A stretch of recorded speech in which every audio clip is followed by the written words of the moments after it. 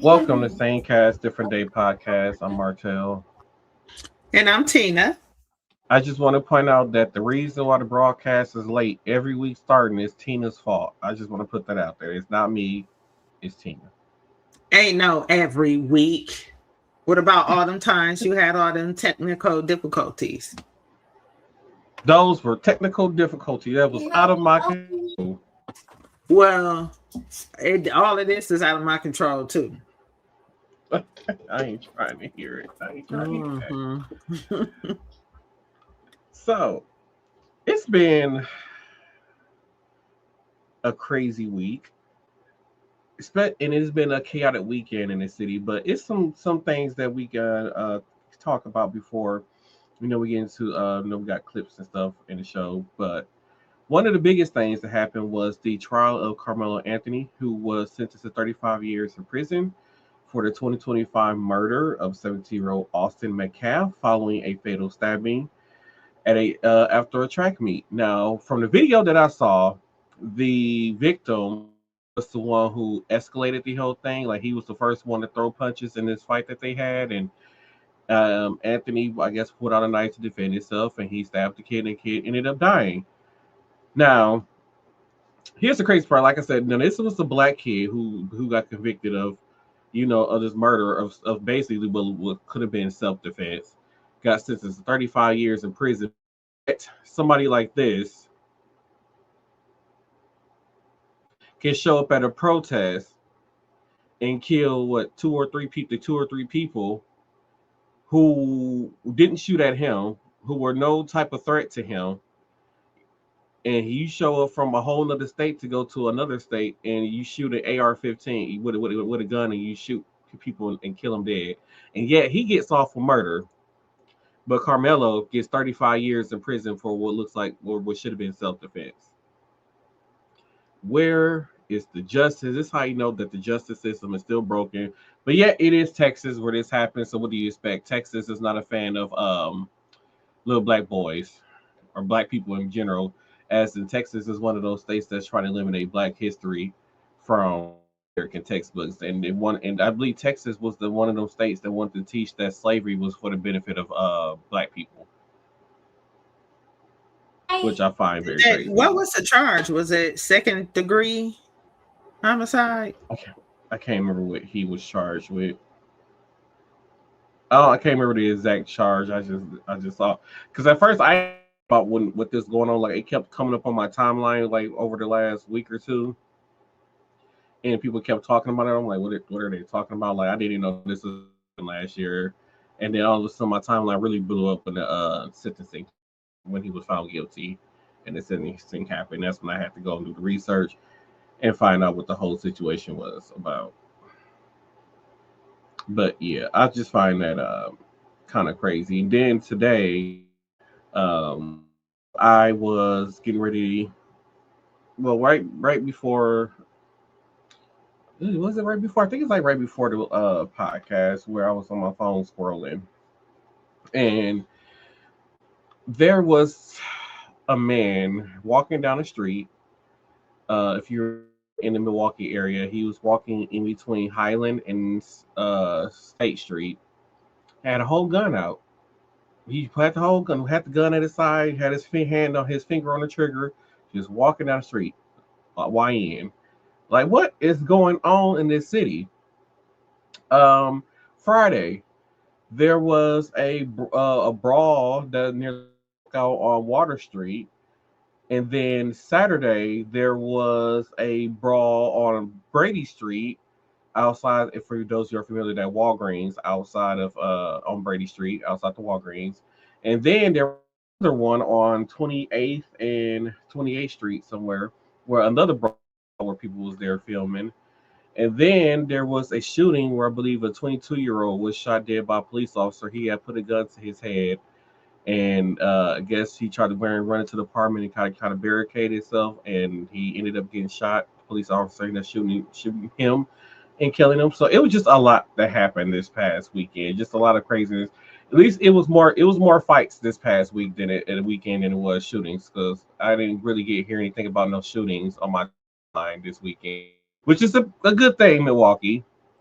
Y'all getting a little bit of the gallon, but we got to stop the brawls.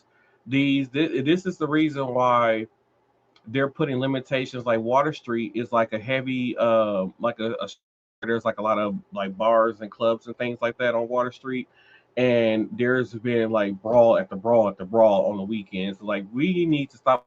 Wonder why they are enforcing these rules. You wonder why they was getting rid of they tried to get rid of the food trucks and all these other kind of things that's on Water Street because you don't know how to act.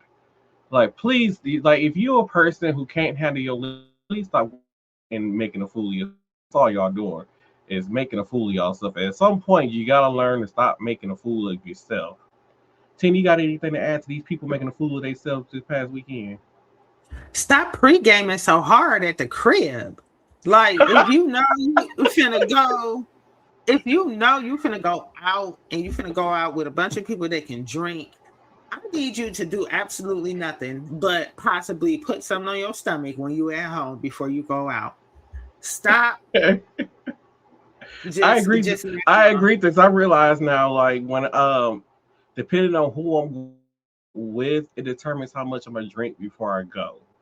Because I know if I'm going out with somebody and they can drink a lot, and I know I can drink a lot, yeah, I'm just gonna drink while we out. So that way I won't be already shit faced when we already down there, and then getting more shit faced. Like we got to do better. Like she said, I'm with Tina on that one. Because he was pregame so hard, and they got the nerves to go in the club and the bars, and then y'all getting shit faced even more. Like, yeah. Like, what's happening? Like, you already toe up, and people just starting to get their buzz on. So you in the 40 club somewhere, ready to fight, and you ready to and fight? we like, what? We're just starting to get their buzz. Yeah, stop doing that. Oh, yeah, they need to stop the pre-gaming. So last week we played a video about our favorite red hair friend, our favorite ginger, and going on a rant, and he was talking about how the government is saying that the Americans are not having enough babies, but you guys are not making it affordable for us to have more babies. So there were a lot of comments on that video, but the one that stood out the most was somebody had said that um, he didn't want his tax paying dollars to go towards taking care of these babies, and like that's not the point of well for me I was like that's not the point of that statement that he made. He was like, if you guys are not when he say about making things affordable for people to have baby, like pay us more. Like the cost of living is steady going up. Our own admitted that he likes inflation, so it's like the cost of living and everything is going up. Like they said, like it costs what over. I remember when a kid, I mean, not even a kid, probably coming into being an adult, they was like, yeah, it's gonna cost about $100,000 to raise a kid. It's now $300,000+ to I raise was a going to kid. say, I feel like it's way more than that. I mean, now it is. I'm saying like back then, we were told like, you need about like over the 18 years, you're gonna spend about $100,000 on the kid. Basically, is what they were saying, telling us back then. But now it's mind you, this is about. I'm almost saying my this. If you say my age, Lord, I'm getting old. I'm gonna say this is almost 20 years ago. Because I was like literally just starting high school when we were getting these lectures about how much when they was trying to this because that's what they was trying to teach us. Like they was giving us these lectures like I want to say like freshman year of high school, just for the simple fact that they was trying to stop teenage pregnancy. Yeah, it's gonna cost about $100,000 to raise kids. So I started back into. It's been 20 years. God damn. I start. I just realized I started my freshman year of high school. I think was 2006. That was 20 years ago. How dare you? I've been out of high school 25 years. Oh my goodness. Yeah, so 2029 will make 20 years since I graduated high school. Good God. Time is flying. But yeah. So this was about 20 years ago. They was telling us it was $100,000 from the time it came born into their 18 that you would spend $100,000 raising these kids. Now in 2026, that has now gone up to about $300,000 to $400,000 to raise a kid. And mind you, in this economy, there are a lot of people that make $100,000 a year. So you mean you as the U.S. government want us to have kids, more than one kid. So if I have, three kids at 200,000, 300,000, 900, that's almost $1 million. That it was, and then how long would it take a person who makes $30,000 to make $1 million in their lifetime? I make $30,000 a year, and I'm supposed to have three kids that's gonna cost $1 million to take care of. I'm gonna be in poverty my whole entire life trying to take care of them kids. So you want us to have kids, but you don't want us to you don't want us to rely on the government system to take care of these kids. So we asking y'all to make the world affordable again, but y'all don't want to make the world the U.S. affordable again. So that's why we're not having kids. Stop trying to force us to have kids because we can't afford them. We can't afford them. No. Dude. Mommy. Now, Mike Johnson. He was saying that if the Republicans win the midterms and all this stuff that's coming up in November, that they're still looking to cut Medicaid and Medicare. And if you don't believe me, I mean, not Medicaid, Medicare, Social Security. And if you don't believe me, let's check out this clip. Speaker Mike Johnson just confirmed that if Republicans were to win the House of Representatives in November, they will be looking again at cutting Medicare, Medicaid, and Social Security. We're back on cuts to these critical retirement programs. You don't have to believe me. You can listen to the speaker himself, who made these comments during a recent interview in the past 24 hours. We've been doing all that, and then we're going to lead up to what we have to do and address. The largest spending items, the reason we're in trouble is because over 74% of federal spending is on autopilot, mandatory spending. That's your entitlement programs like Medicare, Medicaid, and then things like Social Security. They have to be adjusted and fixed. We have a plan to do that next year, and it's critical. So Johnson wants to, quote, fix retirement benefits, entitlement benefits, Social Security, Medicare, Medicaid. Now, this is an agenda that's not popular among the American public, and we'll see how it plays with American voters. As always, I'll have more updates for you soon. Spread the word. Follow along for all the news you need to know about. More to come.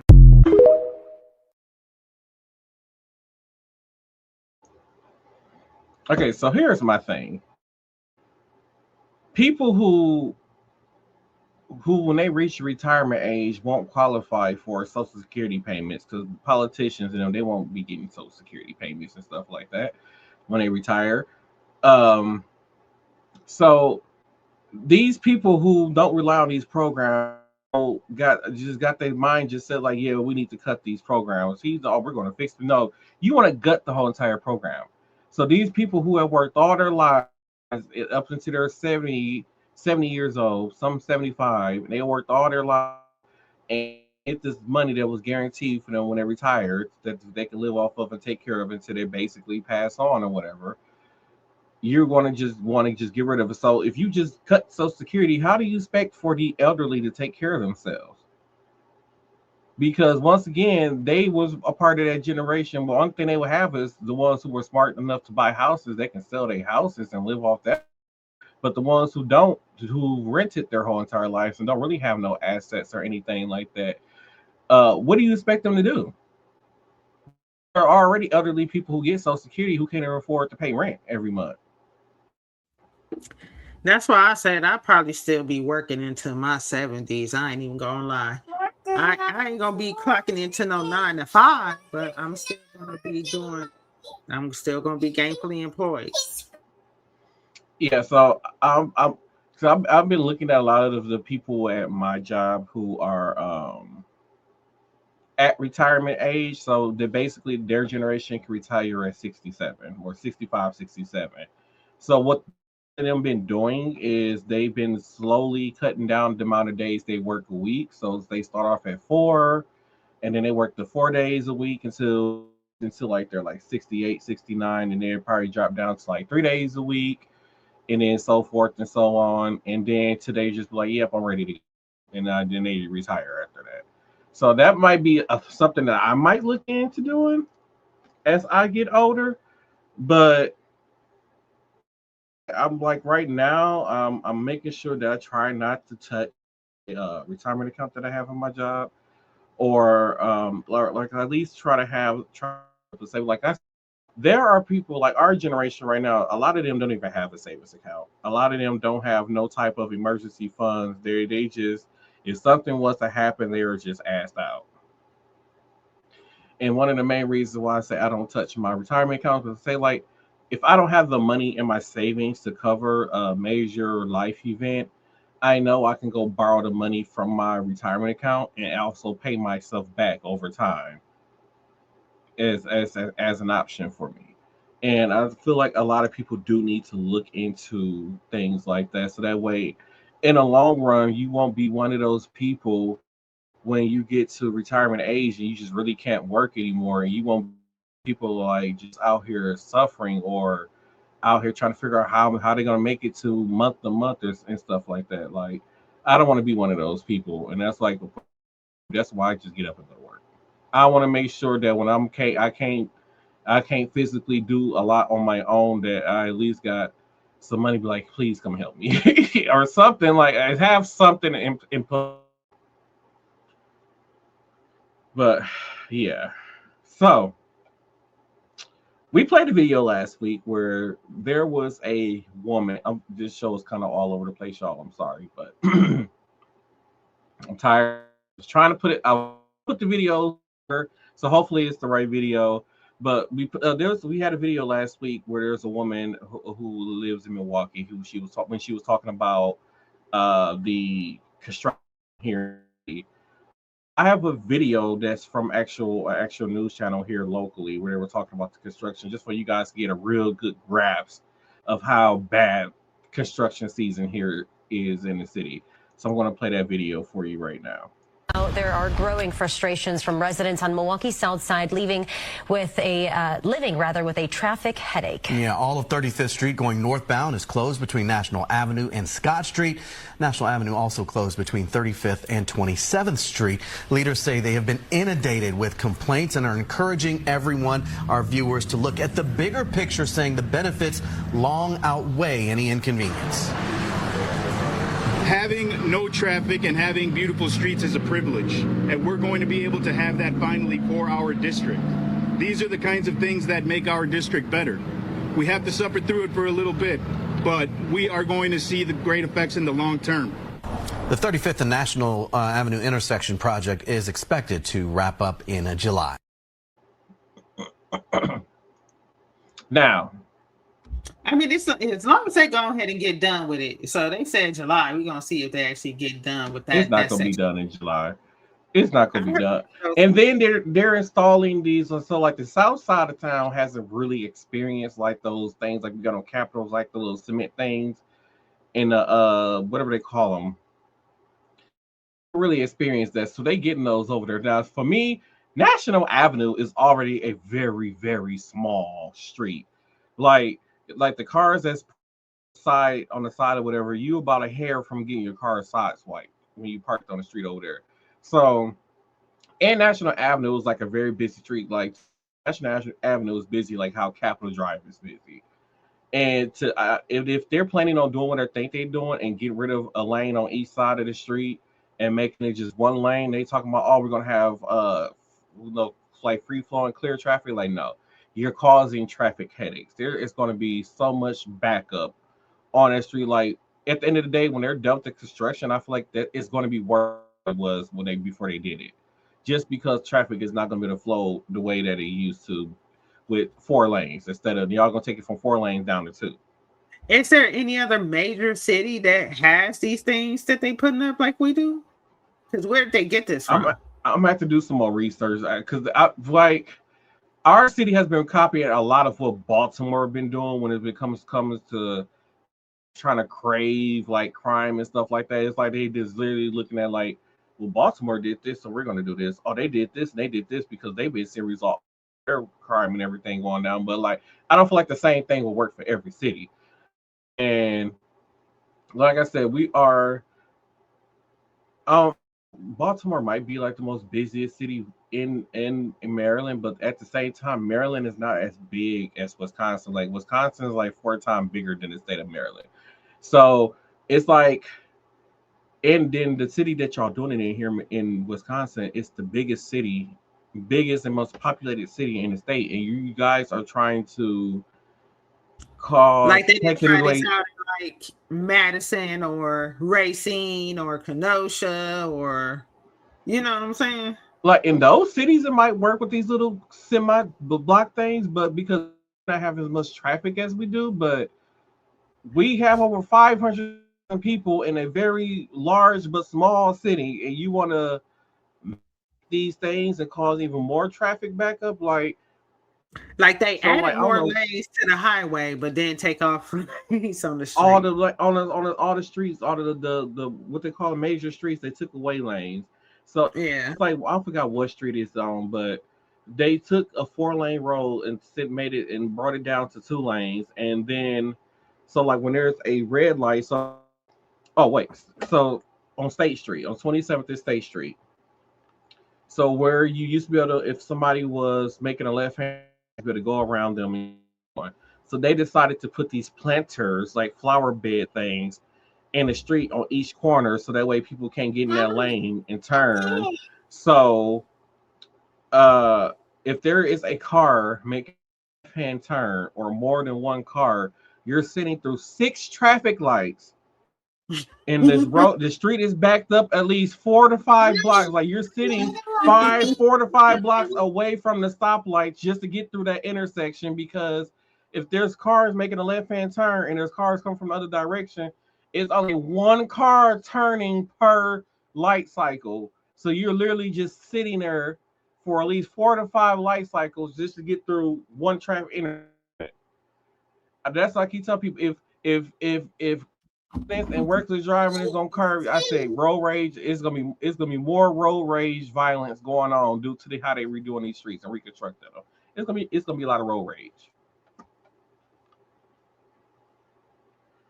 And boy, Cavalier Johnson, I still don't like you, and I feel like this is still a dumb idea.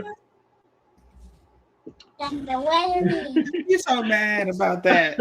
Ain't that man? You so upset at that man. I do not like him. A damn turtle get on TV. He looked like a ninja turtle, and I feel like every time he get on TV, he's never honestly telling us the truth about anything. It just annoys me. Like you want to keep increasing our property taxes and doing all these other things, but and giving yourself raises, and yet you're not giving the city more benefits. Like fuck you. Let's head into a man. These next 2 videos is about voting fraud. So these are 2 separate individuals who tried to go to California and vote in an election in a city that they don't even live in. So I'm gonna play the 2 videos. Well, I'm gonna play the first video, and then we're gonna discuss, and then we'll come back, and then I'll go back to the other video. So here we go. I just voted in California in a city that I literally was not registered to vote in, and I'm not even joking. Wow, okay, this seems serious. Let's hear. I tried to go vote in the city of Beverly Hills, but it showed in the system that I still lived in my old address. I was like, oh, well, I moved in January. Do you want me to get some proof? And they're like, no, it's fine. And I was like, so you don't need to see my ID? And they're like, nope, just fill out this document here and then sign saying that you're telling the truth. And they just gave me a ballot. That is how easy it is to vote as an illegal in this country. No. This is why recording a video without knowing the law exposes only one crime: ignorance. Our friend here would have you believe that this is all it takes to vote in California. Just walk in like you're ordering a burger. Not so fast, Xavier. First of all, your story tells us that they saw your name in the voter rolls, which means that you were already registered to vote in the state of California. Second, your presence in the voter rolls means that you gave them your real name and address. And third, you mentioned they had you sign a document. In other words, you affirmed under penalty of perjury that you had in fact moved to LA from another city in California, and only then, after all this, you were allowed to vote. And that, to you, is a sign of a weak election security. But see, it's it's not. Because what you're ignoring or decided not to say is that your vote when you walked out of that Beverly Hills polling place was only provisional. You see, the California voting process makes it easy and safe to vote. The process is that the state will take your provisional ballot and your sworn statements, and only after you walk out do they do all the checks they need to do to confirm that you, in fact, have established residence in the city where you're voting. If their check is successful, then you're good to go. If it's not, they ask you to provide additional information that you didn't necessarily have the day you voted. But if they discover that you lied, you gave a fake address or a fake name, for example, you're in deep trouble. You just violated multiple criminal laws in California, which carry a total of up to 9 years in prison. And if the candidate is a federal candidate, you're also facing up to 5 additional years. Oh, and that ballot you cast, it's not counted. So you did all this for absolutely nothing. And that's why California has virtually non-existent fraud. In fact, fraudulent votes are in the dozens, not in the millions. But you didn't know any of that. So you ran to your phone thinking you had a gotcha moment, but you didn't. You just had an I need to learn more before speaking moment. So I hope this video helps.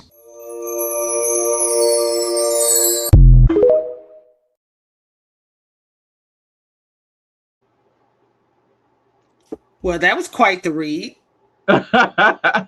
It was, and it's just almost like the simple fact of you thought you were doing something. That's how you know. I forgot the words that somebody else called them, but it's almost a simple fact of you always like you try to have this gotcha moment, and like, oh, Trump is right. Like, why are you, as a black man, should not be on the side of Trump? And I feel like it's only black people who have money that's on the side of Trump.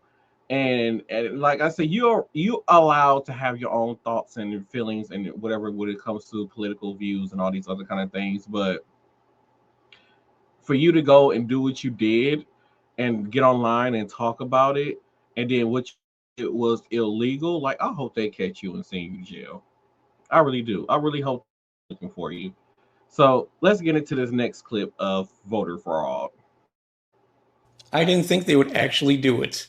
I knew they were stupid enough to believe it, but I didn't think they would actually go through with it. This guy right here, does he look familiar to you?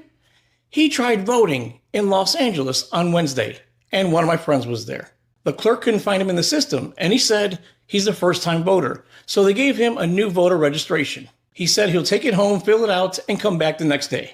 He did come back the next day, and they told him he needed to fill out the part where it asks for his last 4 digits of a social security number. He declined. When they entered in his information, the zip code didn't match, and he said he just moved. They entered the zip code that corresponded with the address that he gave them. Then they gave him a provisional envelope to fill out. Then he started complaining, why can't I just vote? And they explained to him, they need to put you in the system after they verify who you are. Once they verify who you are, then they'll count your vote. They asked him again for the last 4 digits of a social security number. He said he doesn't have a social security number. He has a green card. Then they told him, you can't vote if you're not a U.S. citizen. Then he started complaining and whining and saying his friends were able to vote elsewhere. They asked him to read the voter declaration. You know where it states, I declare under penalty of perjury, blah, blah, blah. And they told him, if you sign this, you are perjuring yourself because you're not a legal citizen. He got mad and tried walking out with the provisional envelope, which he's not allowed to do. They told him, hey, stop. He didn't listen. I'm just saying, this sounds shady, right? Then this dumbass who tried to commit voter fraud tried going to his car that he parked right in front. And he's from Arizona. In case you're wondering, that's an Arizona first responder plate. I mean, it doesn't mean that he's a first responder. Maybe he just likes the flag because all these dildos, all these douchebags need a flag around them when they do bad things. Now, they did call the police on this jackass, but I would like to know who this guy is. You see, jackass, I live in California and I voted. You don't live in California, yet you try to negate my vote. You try to influence my life and the lives of other people who actually live here. You assholes already trashed the country by voting him in a second time. And now you're trying to do the same shit to California? So this right here proves 2 things. Trumpers will believe literally anything. And also, California voting is safe.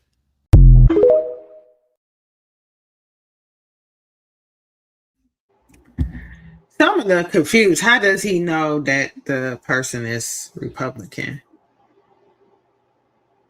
Oh, I don't know how he knows the person is Republican. It was just the simple fact that you drove all the way from Arizona to California in an election, and it has nothing to do with you because you're not a California resident.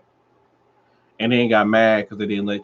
I mean, okay, I can kind of see how he thought he was a Republican because I feel like only a Republican person will go through that much to try to prove that there is election fraud. Like he's trying to prove election fraud for Trump that they just let anybody vote in the election in California if they're like the illegals. He tries to say like, I got a green card, like so I'm not really a U.S. citizen. He was still gonna let him vote.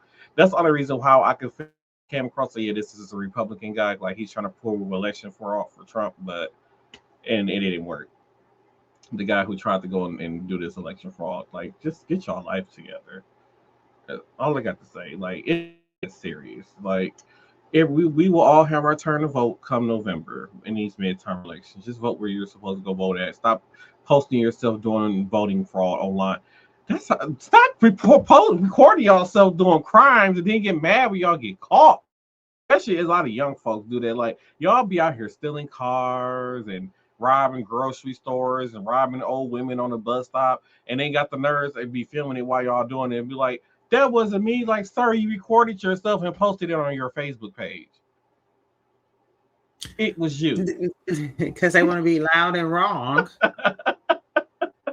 That's like, why they just want to be loud and wrong. Yeah, I just can't. I can't with this young generation. Speaking of, this next clip was kind of one of the, I don't know how to describe it because it was like people really stood outside and waited for the work to start and they did a countdown and excitement. So I'm going to play the clip and then come back and discuss.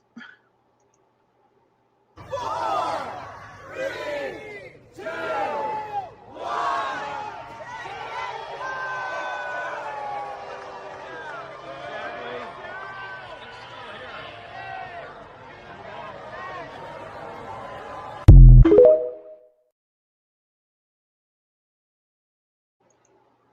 Happy New Year!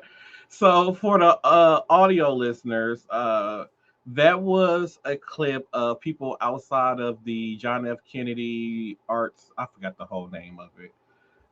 Building in Washington D.C. where Donald Trump put his name on there, and they did a countdown for the crew taking Donald Trump's name off.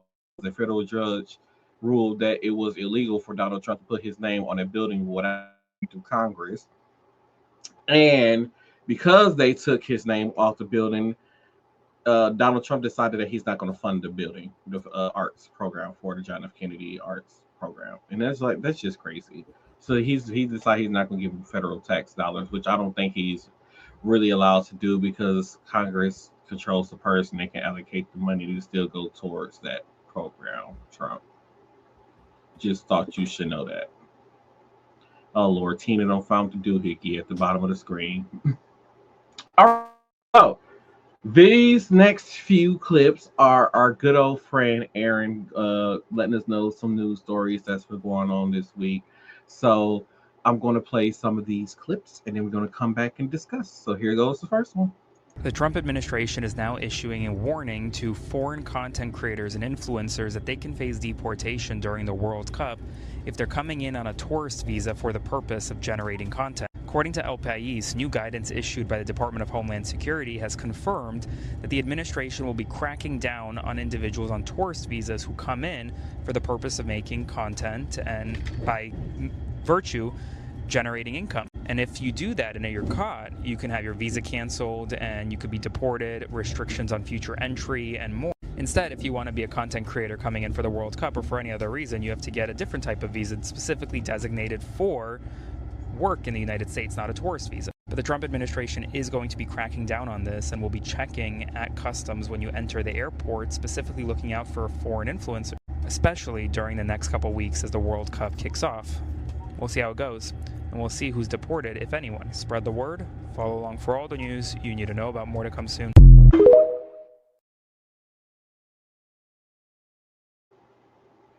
I don't get it. Hmm. Like, why are you mad that they're going to be coming over here making content? Like, why do I need a work visa? And then on top of that, if I apply for a work visa to come make content to generate money off of it, like, I'm pretty sure my visa will get denied because I'm not coming in to actually work at an American company or anything like that. So, how can I get a visa? Our government just don't make any sense, Just loud and I and see why. wrong. And I see why everybody's just laughing at us. It's getting worse and worse I'm laughing at us too. too. But God, I'm tired of laughing at us. Let's head into this God. next clip. Donald Trump has had a really bad night in the courts. First, a federal judge just issued an order requiring the Trump administration to immediately reinstall all exhibits related to climate change, slavery, and other science-related materials on all national parks and monuments nationwide, saying that the Trump administration cannot simply rewrite history in a way that is not in alignment with America's history. So that has to happen immediately. At the same time, Trump has been trying to keep his name on the Kennedy Center.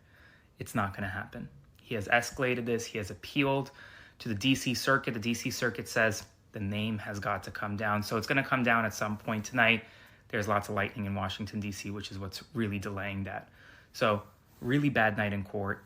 Trump has to reinstall a number of things he tried to take down about slavery, climate change, science, more, and for monuments, and has to take down his name from the Kennedy Center. I'll have more soon. Follow for more.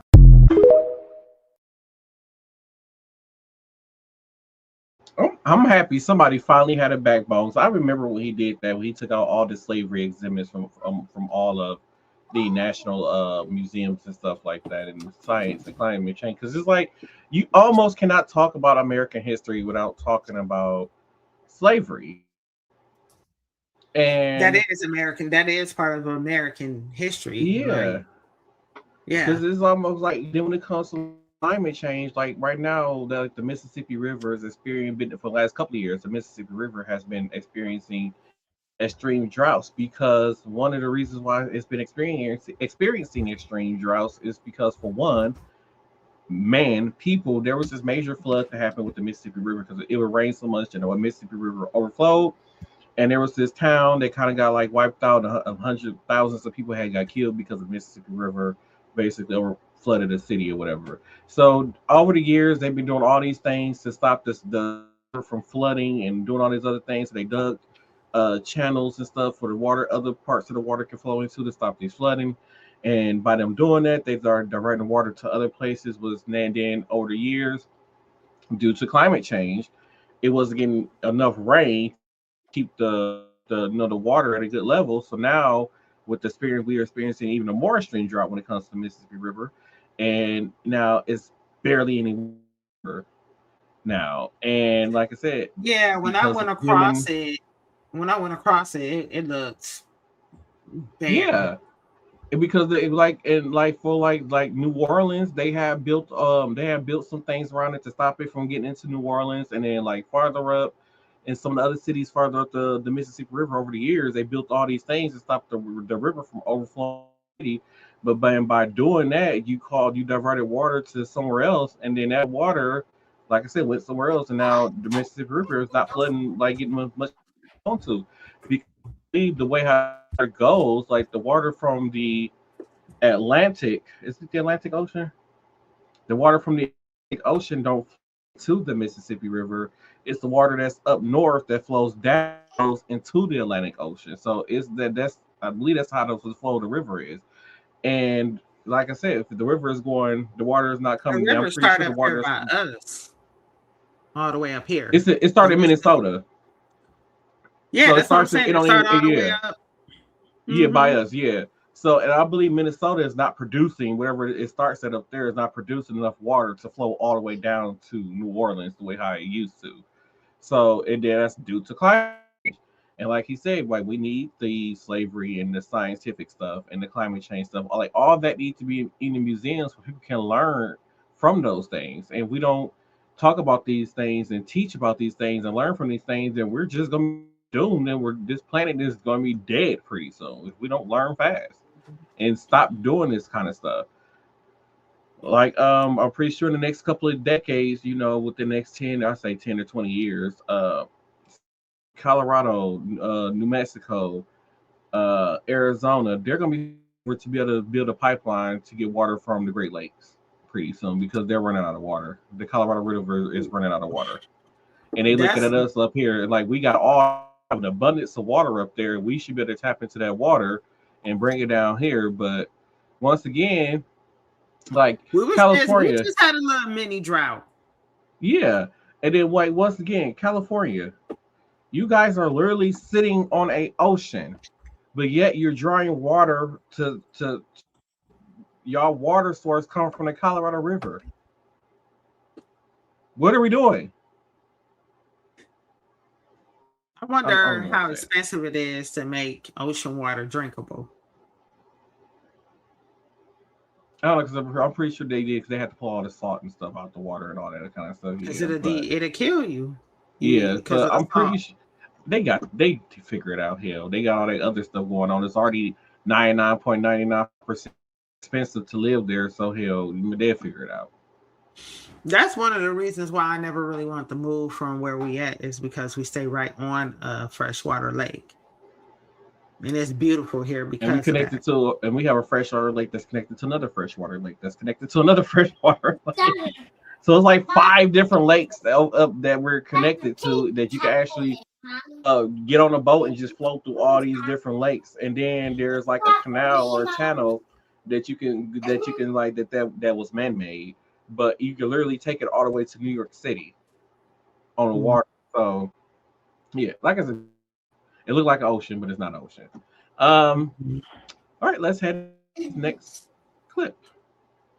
We have a breaking exclusive report tonight. I just got off the phone with a pilot who told me that they filed safety reports with the FAA and others after flying into the Washington Reagan National Airport and nearly being blinded by lights coming from Donald Trump's UFC octagon.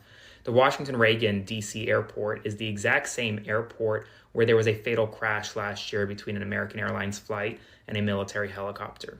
And tonight, a pilot tells me that the white lights they saw coming into the airport were far brighter and far greater than any other laser incident they have ever had in their career, prompting them to file safety reports because it is literally now unsafe for pilots to be flying through Washington, D.C. near this octagon, which was emitting these white lights into the DC airport. The full report is on my Substack at the link in my bio, so make sure to subscribe and go check it out. Spread the word, and if you have any questions, comment them below. Follow along for more. I'll have more soon.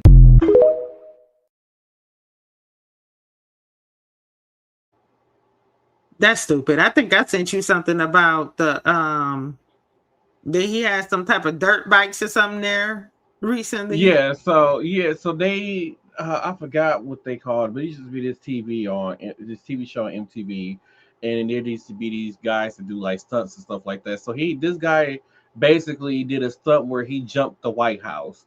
I'm like, what? The White House is just a freaking circus now. I'm like, what is we doing? We got a UFC fights going on. They're using government buildings for locker room. So we're using taxpayer money to this UFC event, even though he kept on saying like, no, this is all paid for by the UFC, but we're using taxpayer dollars because it has to do the upkeep and clean these buildings and make sure everything is up to code. Make everything is make sure that the air conditioning and all this other stuff is working. There's a lot of stuff that goes into maintaining a building, a basic in a federal building at that. And I'm pretty sure there's security guards. You got to pay for the Secret Service people. It's a lot that's being paid for on the taxpayer dollars for this event that he keep claiming on the taxpayer dollar. Just I don't know how stupid he think he is. And then we are. And then on top of that, you got these lights. And the White House is kind of pretty close to an airport, the major airport. And then you got all this like cancel flights going into the DC during this while the event is going on. Like, come on, man.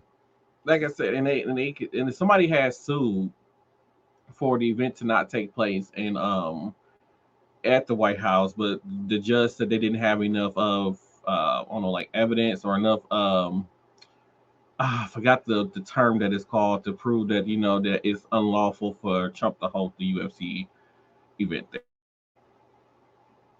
Well, I hope everybody filed a noise complaint when it happened. Right. Noise complaints, noise complaints, noise complaints. Definitely. All right. Let's The head traffic, into all of that. let's head into no, somebody had asked me like, is you gonna watch him? I'm not giving him my ratings for me. Fuck him. Let's head to Donald Trump is fuming on his wait. Okay, that is Donald Trump is fuming on his birthday because Israel and Bibi Netanyahu may be jeopardizing his so-called Iran deal that is scheduled to be signed today. So as you know, there's this memorandum of understanding that Iran and the United States are expected to docu-sign today. Well, Israel this morning decided to strike Beirut, Lebanon. In response, Iran is saying, well, we're not going to sign the deal on Donald Trump's timeline. Trump, according to Fox News, called Bibi Netanyahu and said, what the F are you doing? Essentially cursing him out for launching these strikes on Trump's birthday. Trump wanted this deal signed, and it's not really a deal. I keep saying deal. It's a memorandum of understanding that, according to public reporting from Reuters, doesn't actually give the United States anything more than what we saw with the JCPOA, the Iran nuclear deal. So Israel is again jeopardizing, according to Trump, this possible deal. We'll see. He says it's supposed to get signed in the next few hours anyway. Iran is saying it's not going to happen on his deadline. Just a mess ahead of the UFC fight tonight. We'll see what happens. Spread the word. Follow along for more.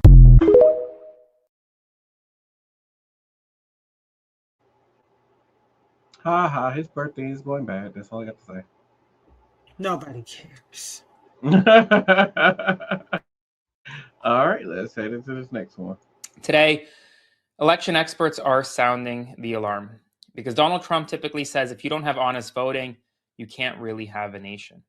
But 5 months from our midterm elections that will determine the control of Congress, the Justice Department has officially canceled election integrity training sessions for prosecutors and FBI agents.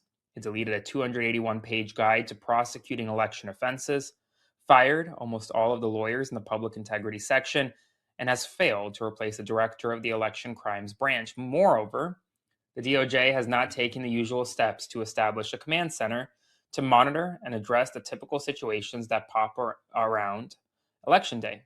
A command center team would address things like voter intimidation and targeted disinformation meant to hinder a fair process. These actions and inactions have alarmed current and former prosecutors who are now saying that the Justice Department is simply not prepared to deal with election integrity threats come November. Quote, "This is really concerning," says Ryan Crosswell, a former public corruption prosecutor. Obviously, the command center and training are something that anybody who wants to protect election integrity would want. And this feeds into the fears rather than protect elections. The DOJ may try to interfere with them. That's pretty scary.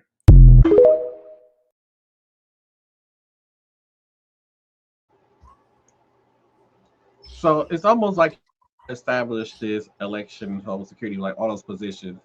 Like, well, we can't have an election this midterm in November because we don't have all these people to prevent election fraud and all these other things for crimes from happening. Like, I'm so over it. I'm over him. Like this is the most corrupt government in the history of government ever, and it's terrible. And that the MAGA people don't see this, and they like, yeah, everything he's doing is wonderful. Yeah, like, God, stop it. Okay. So this next clip I saw was this man who was a MAGA Republican getting checked on I believe it was a show. And he just kept on saying, like, with Donald Trump, they was talking about, like, the war with Iran and all these kind of things. So I feel like this was kind of interesting to watch him get checked, and let's check it out. He did say no new wars. Over and over. But he didn't start this one. People say he started it. Look, Iran's been at war with us for a long time, and he did take out Salman. Iran's been at war with us. How many U.S. citizens has Iran killed on U.S. soil in their 47 years? How many soldiers have they killed? And why were our soldiers in the Middle East to begin with? Okay. How many Americans have they killed on U.S. soil? So that's allowed? They're allowed to kill soldiers in the Middle East? Hold on. No. How many, for the people who chant death to America for 47 years, How many U.S. citizens have they killed on U.S. soil? Okay. How many on U.S. soil, Hal? So that's all it's that an easy counts? answer. You should know it. Or is it like Ted Cruz, where you don't know the population of Iran? Wow. How many U.S. citizens have they killed on U.S. soil? You know, I don't know the answer to that. I would guess it's low. 0. But I don't think that's the telltale test. I don't think you have to kill us on our soil. If you're killing us overseas, you're killing. Why are we you're killing overseas US to begin citizens. with? Are we really going to go into soldiers in global the Middle politics East to on why begin we're with? overseas? I don't think we have. We're talking about our. We're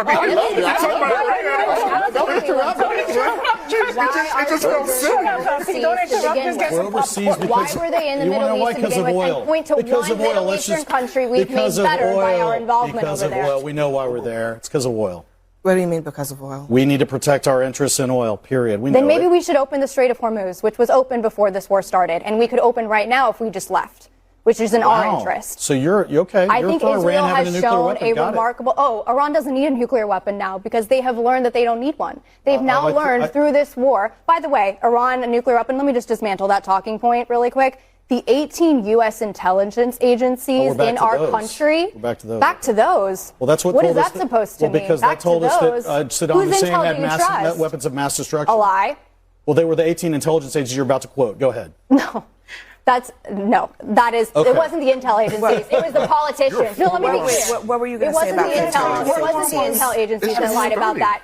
It was the politicians, like your old friend Ted Cruz, that believed those lies and got us into those wars. And it was President Trump who campaigned on being different. And that's a separate thing I'm going to get into. But the 18 U.S. intelligence agencies concluded that Iran was not building a nuclear weapon, and that has not changed during the course of this war. However, what has changed is that Iran has now learned they don't need a nuclear weapon, because they can behave like a nuclear power without ever needing to be one, because they can just close the Strait of Hormuz if and when they ever want. And they have learned what China has learned, which is that you're never going to beat the U.S. military militarily. You beat us economically. Let's just dismantle that. Last quick point on.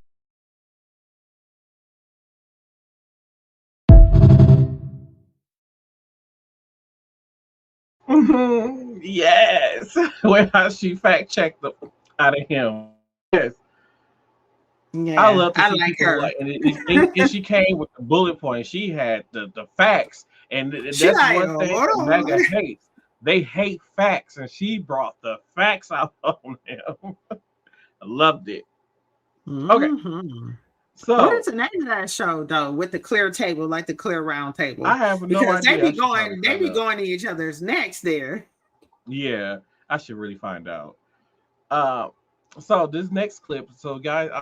We talked about this on the last show or show before that, but they were talking about bringing a data center to a very, I'm going to say impoverished area here in Milwaukee, which is around the Midtown Shopping Center area. And so they had a town hall type meeting there, and there was some news crews there, and I got a clip of that meeting and how it went, and the residents reacting to this data center being built there. So let's head into the story. You stood in my community, in my face, in my neighborhood on 69th, and lied to me about what you were doing in the community. I'm here at West Hope Ave at the site of a proposed data center. The plan is part of a Midtown Center development project, which would include a plan for developing the former Walmart into a data center site. And despite severe thunderstorm warnings, many people have showed up to voice their concerns over the proposed data center site.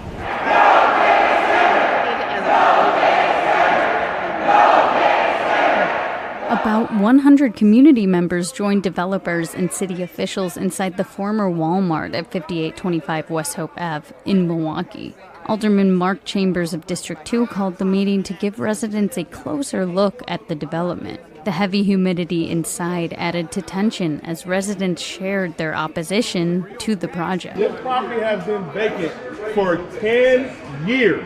How long is it vacant? Again, we are finding an opportunity. This is a tremendous opportunity. This ain't no opportunity, though. This is a tremendous opportunity, as I said, to finally turn a once blighted property into something that is valuable for the community.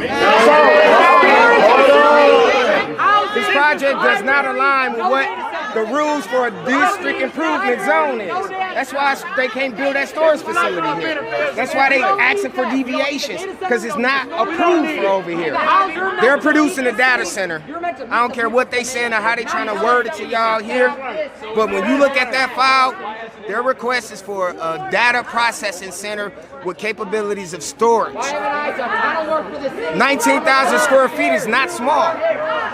Raise your hand if you want a real town hall where we actually talk about what data centers do and where we actually get to decide the future of this project. Y'all have that already on the 20th? I've been trying to redevelop it for 4 years. I can't get anybody to come in here. So. City officials and developers emphasized this wasn't a data center like the massive one in Port Washington or other hyperscale AI data centers. So there's a big AI centers and there's little research centers. What we have here is a little bitty facility. You can see it. Do you have an estimate of how much power that yeah, so our IT room will use 7 megawatts.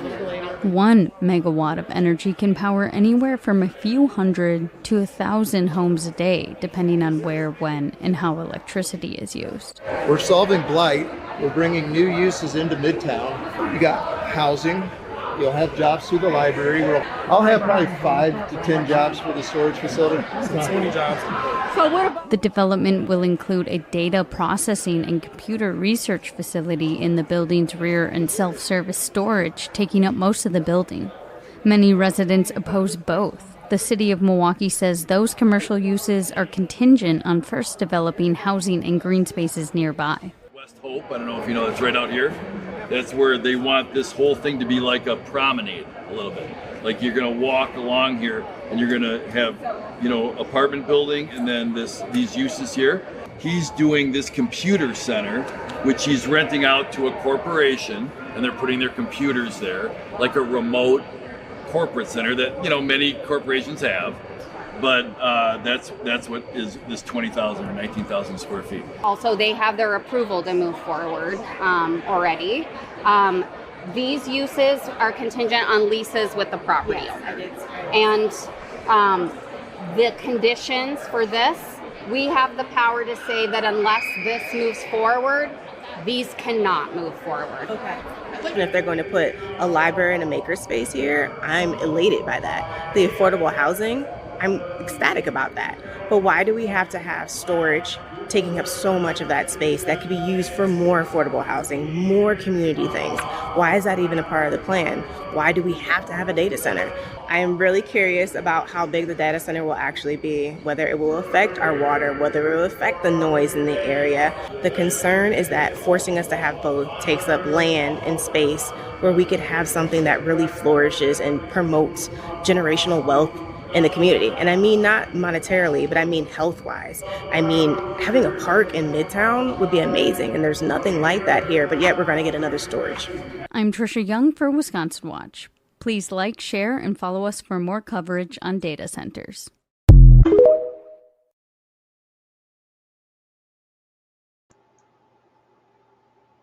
I like that. That's very informational. So I know a person that knows Chambers. It was kind of speaking up on that. And it sounds like that was not the original plan. Like they more so said, you want this, you're going to have to do that.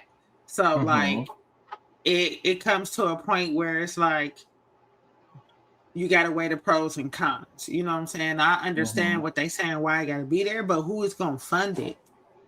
Who is funding it? You know what I'm saying? So if it might be contingent upon the data center and the storage part, you know what I'm saying? I don't know. And I think that's kind of what it was. Like, you got to figure out how this is where we're figuring out where the rest of the money for the development is going to come from.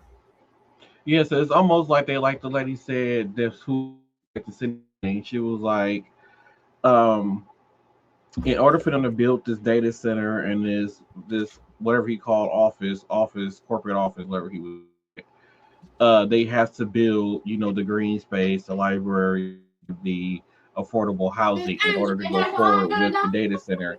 So somebody had, when I had said that they were talking about putting a library at the Midtown location, they was like, well, why did they need a library that big? Like, they can't even put that many books in there. It's like, it's not really about the books. Like, the library is used for more than just books and everything. There's after school programs. There are conference rooms that people have small businesses that they have meetings in and all these kind of things. It's a multi-use space. It's not just a library. It's almost like a hub for small businesses or people who want to learn and like Access to community computers, planning. access to internet. Yeah, and all that. it's like a place for like community planning and stuff like that. So if Mhm. there's like a community who like say like, oh, we want to get a block party together, we want the residents to come, let's meet up and let's talk about this. Everybody's in the neighborhood. You can reserve a space in a library for that, in a conference room. We can get to have that space. So the library is used for more than one thing. Now, like I said, I am a I don't we don't like me and Tina, we don't live in that area, but I'm still against a data center being there. I don't feel like a data center needs to be in the middle of a very urban city like Milwaukee. Um and also one thing I want to I address, used to live in if that you keep area. hearing huh? I used to live in that area. Yeah, you did used to, yeah. One thing I want to address is they keep talking about affordable housing. And I don't know, it's basically it's almost saying like low income housing. Um, I get you guys want to do this low income affordable housing, but why are we not focusing on making housing affordable for everybody, not just the people of a certain income? Because there are people who don't qualify for this affordable housing who are still struggling to find decent housing and to pay rent and to pay utilities and all these other kind of things. So I would really like for the conversation to shift from affordable housing for just a certain income bracket to we need to make affordable housing across the for everybody, not just a certain income bracket. And that's something that I really want city officials to really focus on, because it's not just that tax bracket that's struggling. It's way other more than, and that's one thing I keep saying about with Democrats. Like that's one thing I do not like about the Democratic Party was like he's saying like they are known from for I was they are to me it feel like they're known for ignoring middle class people, the people they need to go to work and fund these programs that they want to get passed for the lower class people. They are very good at ignoring the middle class people. And like I said, like a lot of these news spread, like a lot of Democrats here locally, it's all about low income. Like they're building low income housing in the Deer District. Like, where is the housing for the people who don't qualify for low income and still struggling? There's a whole nother group there that's still struggling that you guys need to focus on, but you only don't focus on is one thing. And then you got the Republicans on this other hand, they just want to take from the middle class, and then the Democrats just want to give, want the middle class to give. So it's like it's so annoying. It's really annoying to me. And like I said, I really need them to focus on making it affordable housing for everyone across the board. I agree. What time we at? Okay, so I got a few more clips to get through. I don't think most of these are political or not. I believe they are, but this next one, we need more kids like this. So I'm gonna play the clip for you. Our first ever interaction was when you retweeted a hate article about me from The Nationalist while I was a Sarasota County school student. You are a reminder that some people view politics as a service to others, while some view it as an opportunity for themselves. On this board, you have spent public funds that could have been used to increase teacher pay, to change our district lines for political gain, remove books from schools, target trans and queer children, erase Black history, and elevate your political career, all while sending your children to private schools because you do not believe in the public school system that you've been leading. My question is, why doesn't an elected official using our money to harm our students and our teachers for her gain seem to matter as much to us as her having a threesome does? Bridget Ziegler, you do not deserve to be on the Sarasota County School Board, but you do not deserve to be removed from it for having a threesome. That defeats the lesson we've been trying to teach you, which is that a politician's job is to serve their community, not to police personal lives. So, to be extra clear, Bridget, you deserve to be fired from your job because you are terrible at your job. not because you had sex with a woman.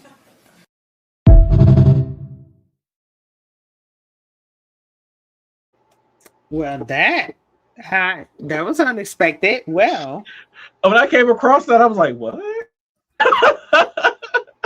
Like, I had no words to say after that. I'm like, well, you gone. You don't you don't deserve to get fired because you had sex with a woman. You are just terrible at your job. Just bad at your job, bro. All right, let's head into this next one. I'm so sick of him. Go get into bed with your sleepy ass. The hospital bed. I would say you got a country to run, but you done ran it through the goddamn ground already. I've seen mosquitoes get less sleep than Trump. That's why he signed so many executive orders. Half the time it look like he just woke up, sleep all in his eyes. Then you know he be putting makeup on. You see the little makeup crust through his eyes. Take that makeup off. Be in the White House looking like Miss Doubtfire about a face. And why don't nobody ever nudge him a little bit? Hey, motherfucker, we on TV. Can't you wait to do this when we get off air? We $40 trillion in debt and you find time to sleep? Shit, you ought to be out here having a motherfucking fundraiser or something, doing a goddamn talent show in the White House. But you sleep. Your ass up. Raise some money for this goddamn country. And then he be knocked out like he had a long day at work. You ain't did shit. They're like a badass kid. They be the one to raise the most hell when they be fighting and everything. They sleep the best at night, don't they? Snot running all down their nose. Wake your little badass up. That's how Trump is. And instead, he be having shit come out of his ass. You know they say Trump shit on himself and he piss in the bed. You know we already heard that. You know they call the man that be wiping his ass wet wipes. That's his nickname. Y'all already know that. I ain't make this up. It's in the Epstein file. And Trump seemed like type of motherfucker want a foot massage when he get off from work at the end of the day. You ain't did nothing to get no foot massage. Massage your face in that big piss thing you put in the bed last night. Get your ass.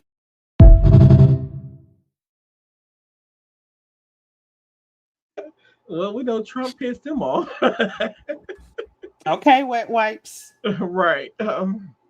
All right, let's head into the next one. It's a video about the same guy, so let's head into the next one. Millennials are America's largest generation. We passed boomers, Generation X. It's because we got all the survival skills. But they almost got us with the stress of student loan debt until we said, F that debt. We taking trips instead. Millennials are also the drunkest generation. So when you get to mixing liquor with decision making, we say fuck a whole lot of stuff. Fuck them kids, fuck their debt, fuck their relationship. It's because we smart. We also the most educated generation. And this ain't just me saying this. This is statistic. We even marrying later in life, if we marrying at all. Actually, we can't even afford mistakes like that, especially after we done seen our homeboy, our homegirl go through it. We just be living vicariously through others. We just be checking shit off the box. Oh, okay, so marriage just gonna take all my hair and all my money. I won't be doing this shit. We're the generation that's most likely to live differently than previous generations. Our struggle looks different. We know how to take a nice vacation, live in a nice house, but with a trailer park trash budget if we have to. We know how to do shit like that. When it comes to paying bills, we know how to coordinate. We know how to select which bills to pay like a game of chess. Okay, so if I put a little something on the light bill, I can still take that trip to Cabo next week. So you gotta know how to coordinate. We use our brains. You can tell us fire's hot and we ain't gonna touch it. But we gonna find out how to put the motherfucker out. But we tired of putting the fire out. We burnt out. We the burnout generation. Other generations gonna have to step up. All we can do is drink now. That's why we the drunkest generation, because y'all burnt us out.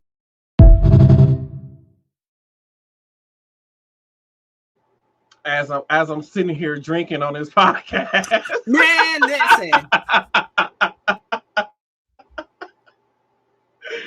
Because when I think about it, we have dominated the 2000s, the 2010s, the 2020s.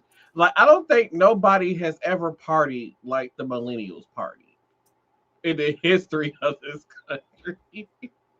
If you think about it, like, we are the drunkest generation, because it's all you gotta do is open up your curtain. Damn, that's a drunk millennial right there. It's always a drunk millennial somewhere. Somewhere. God damn it. Lord, now. I got a 21, almost 22-year-old that don't drink. Lord. That used to be a mark of growth. What you need? I keep 21? telling people, because when I turned 21, I was so shit-faced. I woke up the next day, didn't know where my drawers was at. I'm like, I don't know what happened. I can't tell you anything after 7 p.m. of whenever I had that party. I don't remember nothing. I don't. All right. Let's head into this next one, because I found this one pretty funny. So let's head into this one. Shrinkflation, bitch, 90% of my fucking salad was bones. Look at this. That's just the fucking taints. That's iceberg taint that I had to pick out. Got about a quarter cup of actual lettuce. Fresh Express? Who's your fucking CEO? I'm gonna beat the shit out of you. And why was this $6? You know what? Sometimes you interact with somebody and you can just tell. You're like, I can tell you've never not once been hit in your mouth. And you ought to have been, because it's a character building event. And you won't do dumb shit like this no more. And this is not a threat. Don't put me on a fucking list or anything. I'm just saying. They sold me the toe bones of all the lettuce. It's really on you because salad's not that hard to prepare. And if you just make your own damn salad, you can have your own damn... Life has been riding me so hard, my asshole's got rug burn. If a bagged salad makes being alive 1% more tolerable, I'm going to purchase a bagged salad.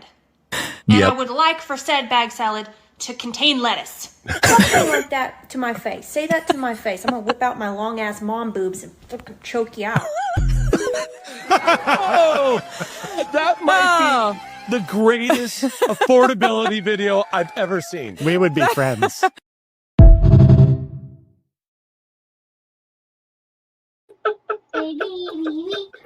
Not I'm gonna whip out my long ass mom boob and choke you.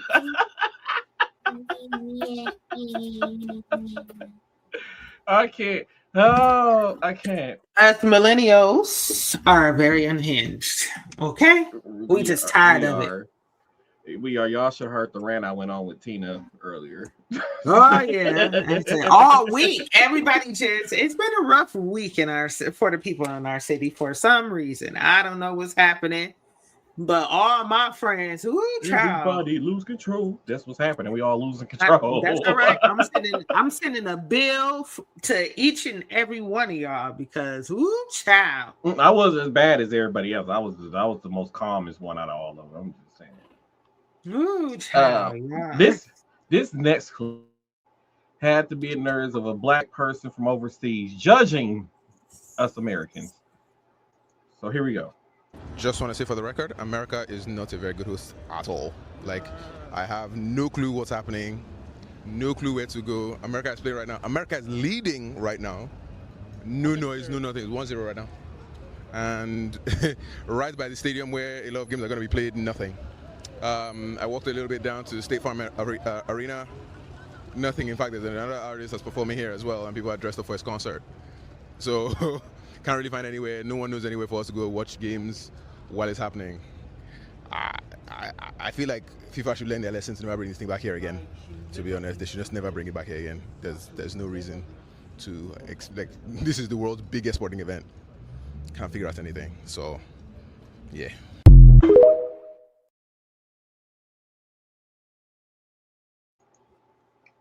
So this goes back to what I was saying. We don't care about the World Cup. We have the NBA Finals going on. We have the Stanley Cup going on. We got baseball season going on. It's barbecue season. And in case you don't know, Saturdays in America is national holidays. You know what days are? We get blacked out drunk those days because we trying to forget everything that's going on in this country. It's National Get Blacked Out Drunk Friday and Saturday. That's every Friday and Saturday. It's National Get Blacked Out Drunk Day. And I went through the comments, and it was one comment that stood out to me. It said, "Sir, most of us don't even know we had a team." Because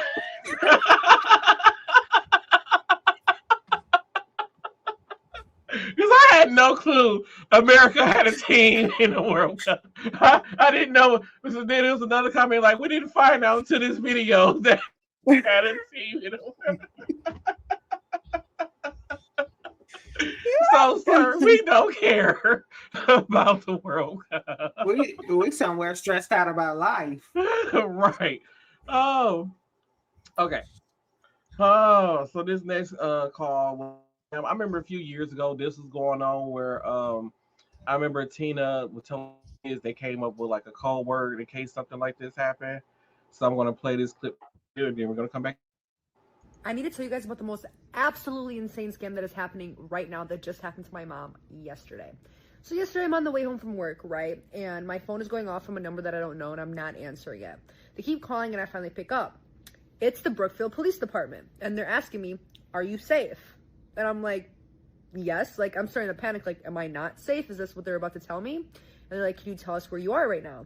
And I told them where I was. and I can hear my mom hysterically crying in the background. And I ask, what is going on? And they proceed to tell me that my mom received a phone call, and when she picked up the phone, there was someone that was crying that sounded exactly like me and was crying saying, "Mom, mom, mom, help me." And my mom unfortunately fell for it, but she was like, what is going on? Like, oh my God, what's happening? And the voice recorder was saying, "Mom, please help me. I made a mistake. I need help." And after that, a male proceeds to get on the phone and says that we have your daughter and we're holding her ransom. Like, we need $100,000. If you don't give us the money, we're going to send her over the border with the cartel and traffic her. Absolutely insane. This phone call proceeded to go on for like 30 minutes. They told my mom if there's anybody around her, to step out of the room so that nobody can hear her, trying to give her all these instructions to try to get money out of her. And every time she was trying to hang up, he's like, if you hang up, we are going to her, which is absolutely insane. And at the same time, while this is all going on, there's a recording that sounded just like me in the background, crying and hysterically screaming, crying for help. Like, and this person is saying the police can't help, there's nothing you can do, you have to give us this money. And finally, the Brookfield Police Department came to where my mom was to basically stop the scam from going on. Just be aware. This is absolutely, my mom almost went to the hospital for having a heart attack because she said the voice recording was literally just like me and was sounding like key to key exactly like me. Very creepy. Just be aware.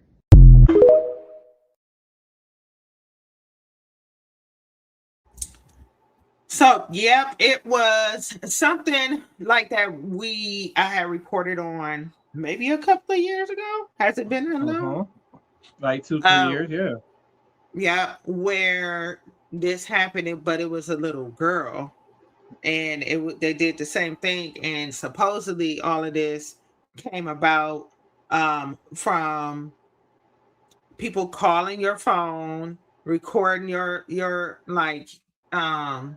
I don't know, AI calls, and it would be recording what you're saying. Like, hi, it's this. They take excerpts out of your conversation, piece it together, make whole sentences, and then they proceed to do things like that. Mm-hmm. Yeah. I'm so grateful for the call screening thing. Man, because now I do not get the spam calls, whatever. So sometimes I don't even realize that I called. So I'm just going through my call log, like, oh, I got a lot of missed calls in here, and it'd be all the scam calls. So yeah, I'm happy for call screening, and and for future references, like Tina said, you family members, y'all need to get together, come up with a code, so that way you know that you guys are safe. Or if you're really in that situation, you say this word or whatever. So just come up with those code words. All right, let's head into this next clip. Evan Maruchevsky is Director of Operations for the Milwaukee Tool Library. Since 2021, the not-for-profit has been lending tools to everyone from residents, contractors, and others who need supplies for a short amount of time. We're very lucky that we have a great collection of all sorts of different things that have been donated to us over the years. And that runs the gamut from hand tools like you saw, circular saws, hand saws, miter saws, obviously a ton of drills. The city of Milwaukee has its own tool loan program for homeowners with an annual membership fee. The tool library is slightly different. Anyone can provide ID and proof of residency, and you rent the tools for up to a week. Membership is free, and donations are always accepted. I am a lucky person who can say, now I know where I fit in my sphere of influence, which is tiny. At least I can say 2 days a week, I am taking good equipment, useful equipment, and putting it in the hands of people who otherwise would never have had access to it.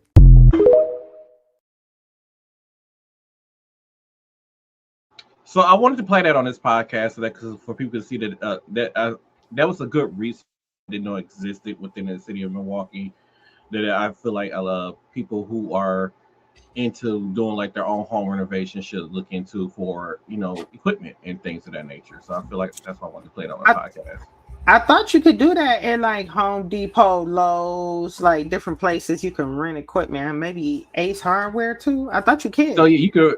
So But you I can don't rent think it was equipment there, free. but yeah, it's not free. So that's a place you can go get this equipment. You can loan it out for up to a week for free, which I think is a good thing.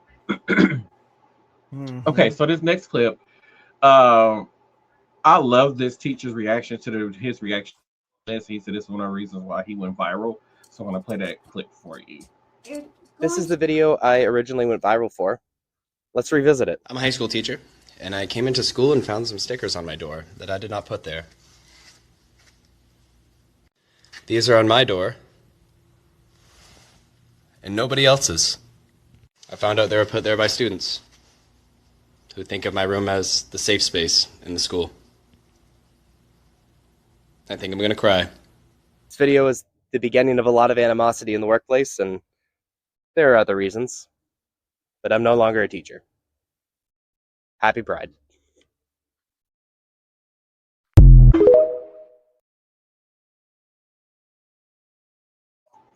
It sounded like he was ran out of his job for creating a safe space for LGBTQ plus kids, which I think is very sad.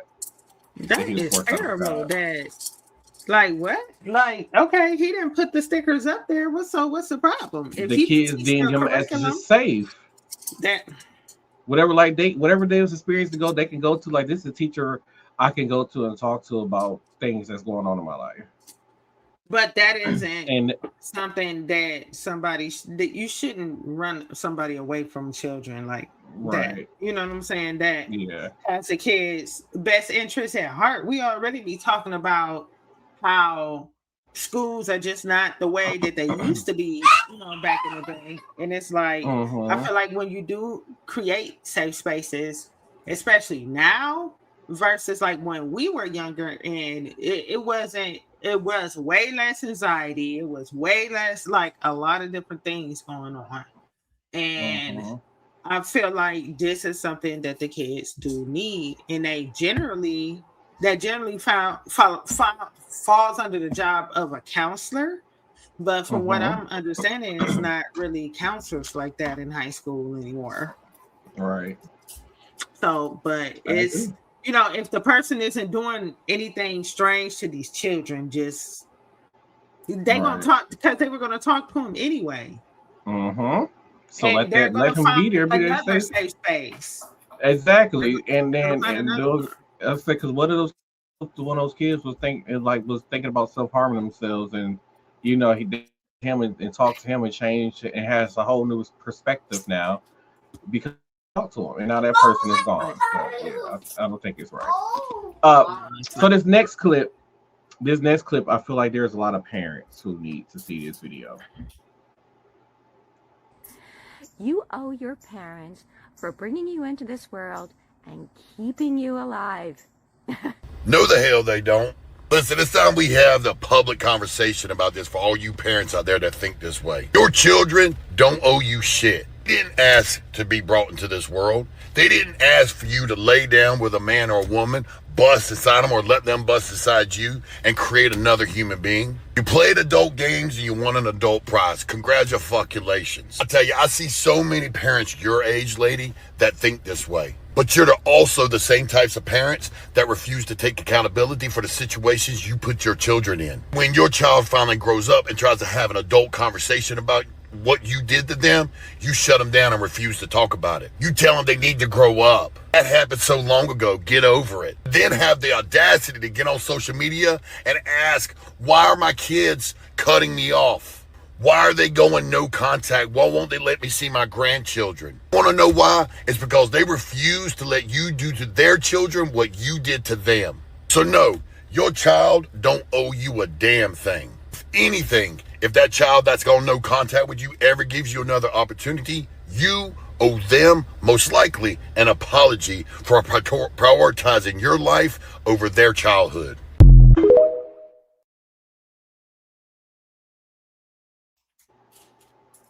I feel like that was just self-explanatory. Yeah. So that's crazy. I don't understand why.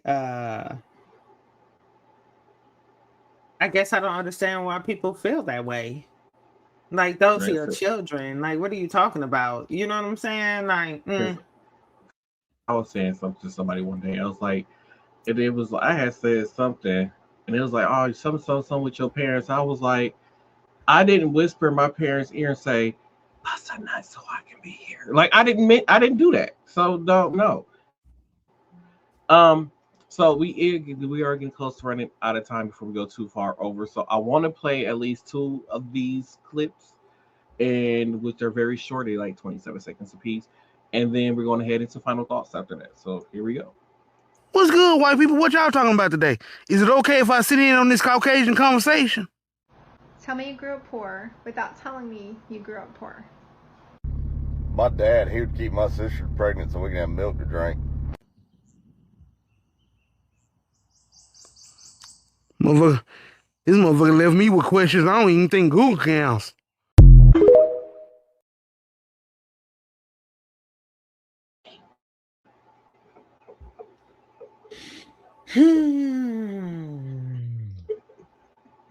you know, I just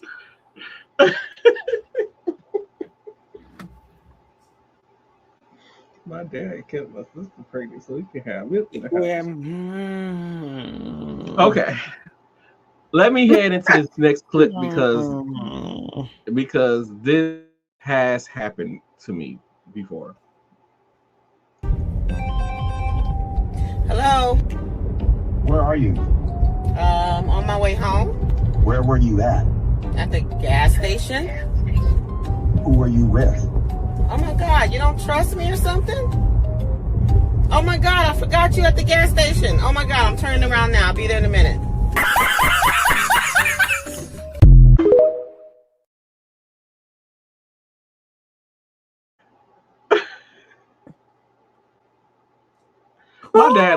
My dad left me at the grocery store. My daddy left me at Blockbuster.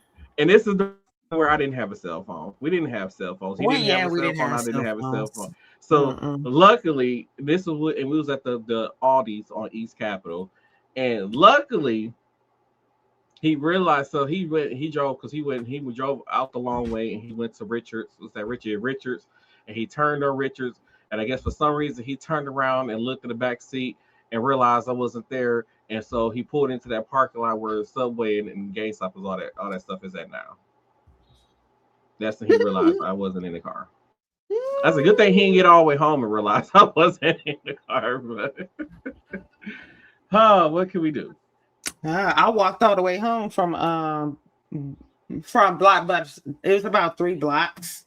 Lived in a decent neighborhood. I mean, all the kids wandered around back in the day anyway. At the time, this was we was at our port, and we lived on 11th and Burleigh, and I was in like I want to say the 3rd grade. And I don't think I could walk from Capitol and Richards to 11th and Burleigh. Well, I probably could have because it's a lot more safer then, but I didn't know how to get home at that age from there to there. Yeah, I probably was like 10 or 11. Yeah, I don't think I know how to get home. So, with that being said, let's head into final thoughts.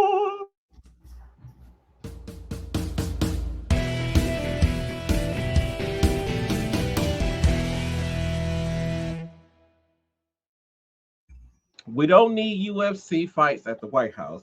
We don't need UFC fights at the White House. I'm happy Donald Trump's name was taken off the Kennedy Arts Building.